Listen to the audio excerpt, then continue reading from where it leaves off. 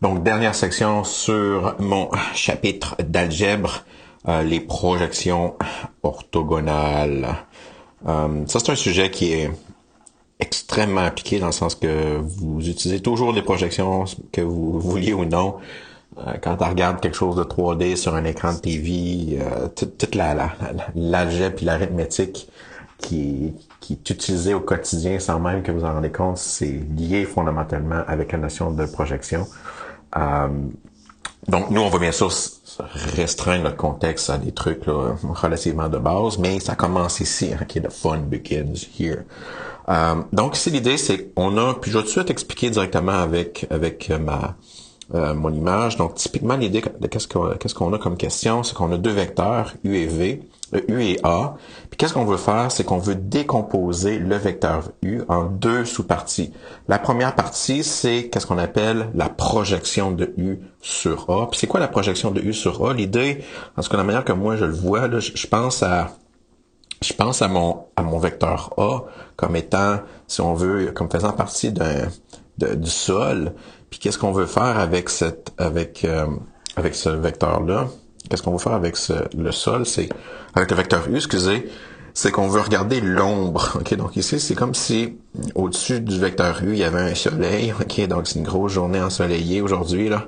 Donc ici c'est une journée ensoleillée. Puis lorsque tu regardes l'ombre, ok, du vecteur U sur A, donc ici qu'est-ce que tu fais? C'est que tu dessines une ligne qui est perpendiculaire à donc, qui part de la tête de U puis qui est perpendiculaire au vecteur A.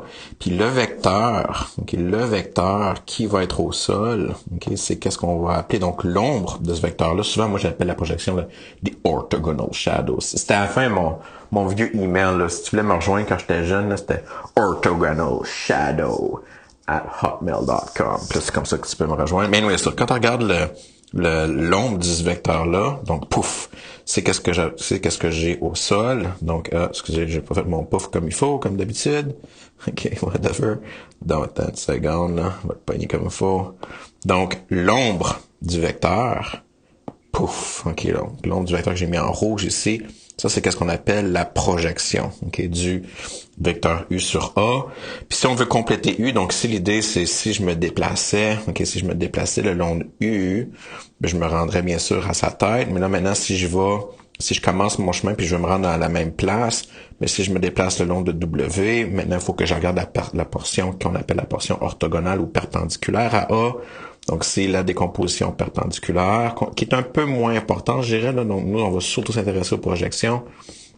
Bon, juste par souci de complétude. OK, donc, pouf, voilà la portion, OK, la portion de la hauteur.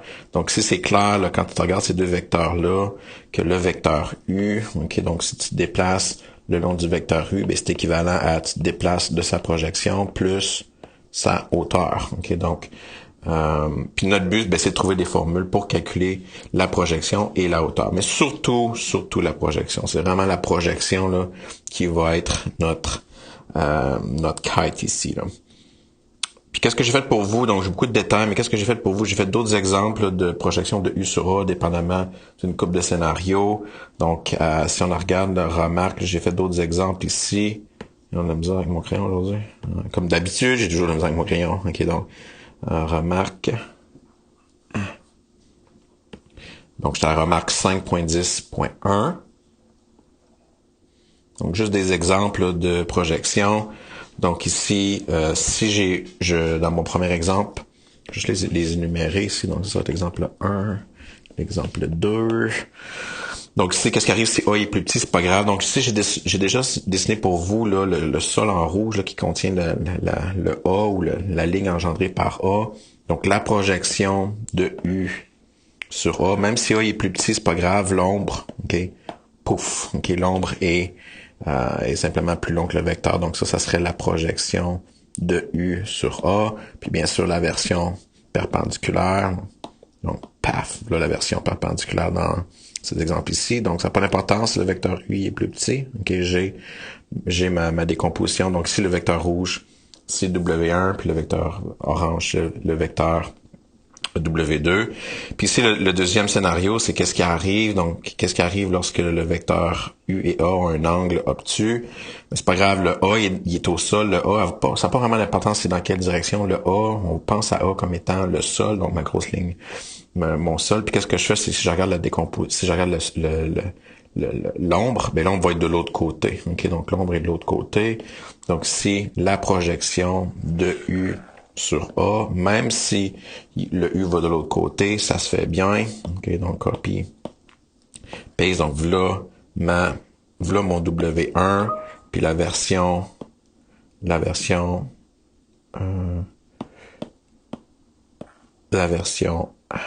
là, la hauteur. Ok, donc ça se fait. Puis même dans le fond, il manque un exemple. Qu'est-ce qui arriverait si, supposons que A et U étaient perpendiculaires. Ok, donc si j'ai U, bien sûr, si U était perpendiculaire, donc si j'avais 90 degrés entre les deux, mais là, la projection de W1 serait simplement le vecteur nul. Puis le W2, ben, ça serait le vecteur U, parce qu'il est déjà perpendiculaire il est déjà perpendiculaire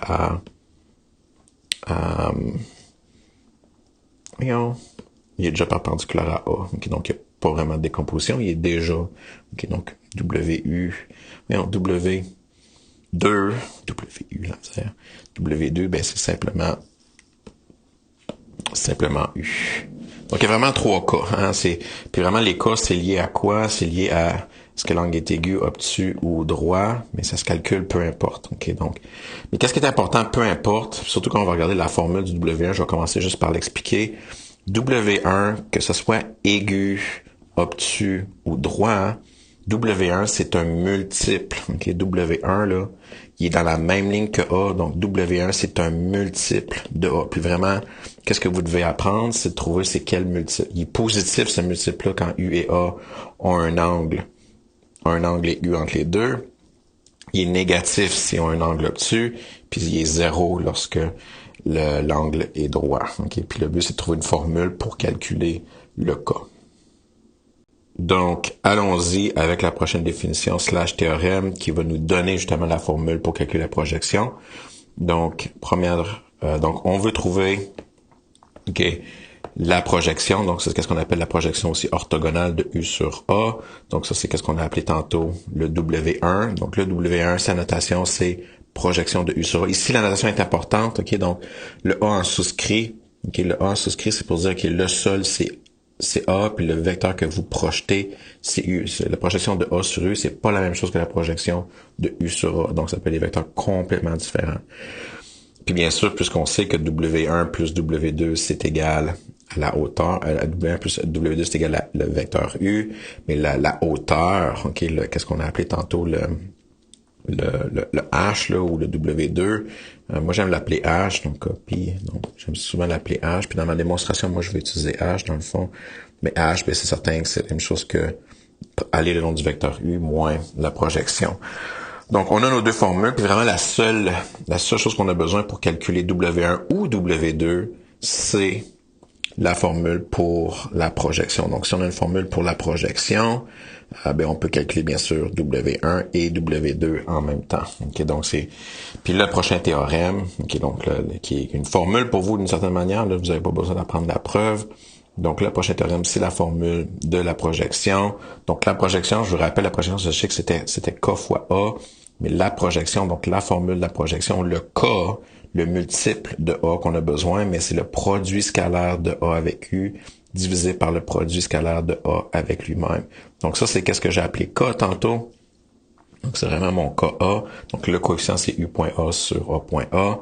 Puis ensuite, on utilise ce coefficient-là, puis on le multiplie par A. Donc, ça, c'est une formule là, qui est extrêmement importante. Là. Ça, c'est la formule qu'on va utiliser pour calculer les projections ou la composante là, orthogonale. Parce qu'une fois qu'on a la projection, puisqu'on sait que le vecteur H ou W2, c'est U moins la projection, ben, tu as ta formule qui vient pour gratis, là, U moins la projection, donc U moins la projection qui est la formule d'en haut. Donc, c'est vraiment juste une simple soustraction, là, calculer la composante orthogonale. Donc, la meilleure manière de faire ça, c'est bien sûr de faire un exemple ensemble. Donc, on a deux vecteurs, U et A. On va d'abord calculer la projection orthogonale de U sur A, puis ensuite la composante perpendiculaire ou orthogonale de U sur A. Donc, moi, j'aime ça. J'aime faire les trucs, là, séparément. Donc, on va commencer avec calculer le numérateur de la constante K. Donc, ici, si je regarde U.A, donc j'ai U.A qui est égal à quoi? Donc, je prends mon vecteur U.A. Donc, je fais mon produit scalaire. Here we go. Ensuite, je le développe. Donc, si je calcule mes trucs. Donc, si je le développe, donc je fais mon produit scalaire. Donc, pouf. Donc, 2 fois 4, plus moins 1 fois moins 1, plus 3 fois 2. Puis, si vous faites vos petits calculs, OK, mais ça va vous donner 15. Donc, ça va être le numérateur de mon cas. Pour le dénominateur, j'ai besoin de calculer A.A. A.A, c'est la même chose que prendre toutes les coordonnées, OK? Prendre toutes les coordonnées et les élever au carré, donc paf, donc c'est 4 au carré, plus moins 1 au carré, plus 2 au carré, qui va donner 21. Une fois que j'ai mon U.A puis mon A.A, je fais juste simplement les mettre ensemble pour obtenir ma projection. Donc, ma formule de ma projection, c'est, ben, j'ai le U.A qui est 15. Donc, si je beurre ça là, en ordre, donc j'ai U.A, le numérateur, qui est le 15 ici, je le ramène sur le 15 qui est en bas, puis le 21, donc je suis du orange, le 21 qui est ici, puis bien le dénominateur. Puis la seule chose que vous avez besoin de faire ensuite, c'est distribuer le 15, 21e. En passant 15 sur 21, ça se simplifie. En divisant par 3, c'est 5 sur 7. Donc, si vous multipliez par 5 sur 7 à l'intérieur, okay, vous pouvez vérifier par vous-même là, en exercice. 5 sur 7, okay, 5 sur 7 fois 5 sur 7 fois 4, ça va donner 21 sur 7. 5 sur 7 fois moins 1, ça va donner moins 5 sur 7. Puis 5 sur 7 fois 2, ben, ça va vous donner 10 sur 7. Donc, ça, c'est ma version, ça, c'est ma projection.